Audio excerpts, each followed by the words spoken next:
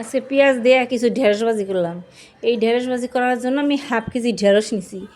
ঢেঁড়স নিয়ে আমি ঢেঁড়সের বুটাটা কাইটা ফেলে দিছি।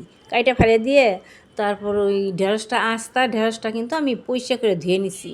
ধুয়ে নিয়ে জল ঝরিয়ে ওই ঢেঁড়সটা আমি একদম চাকচাক করে কাটছি।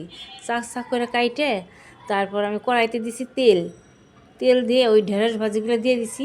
দিয়ে তেলের মধ্যে ঢেঁড়সটা একটু কষে নিছি। কষে তারপর দিয়েছি পরিমাণ মতো হলুদ, পরিমাণ মতো লবণ, আর দিয়েছি 5-6টা কাঁচা লঙ্কা। আর ঢেঁড়সটা যখন আমার একটু হালকা ভাজা হয়ে গেছে তারপরে কিন্তু আমি পেঁয়াজটা দিলাম।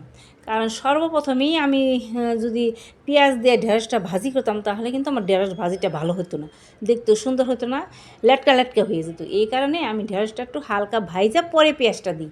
পেঁয়াজটা দিয়ে একটু ঢাকা দিয়ে দিলাম।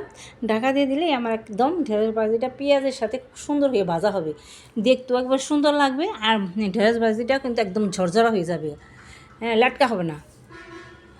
আমার এই পেঁয়াজ দিয়ে ঢেঁড়স ভাজির রেসিপিটা যদি ভালো লেগে থাকে পেজটি সাবস্ক্রাইব করে আমার ভিডিওতে একটা লাইক করবেন।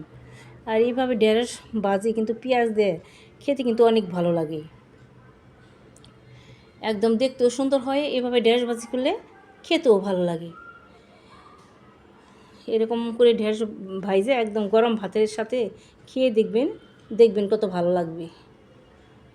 ঢেঁড়স ভাজিটা আমার একদম ঝরঝরা হয়েছে, একটু কিন্তু লেটকা হয়ে যায় না।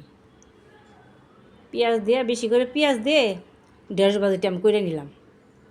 পেঁয়াজ একটু কিন্তু ঢেঁড়স ভাজিতে পেঁয়াজটা একটু বেশিই লাগে, একটু পরিমাণে বেশি দিতে হয় পেঁয়াজটা। এই কারণে আমি বেশি করে পেঁয়াজ দিয়ে ঢেঁড়সটা ভাজি করে নিলাম।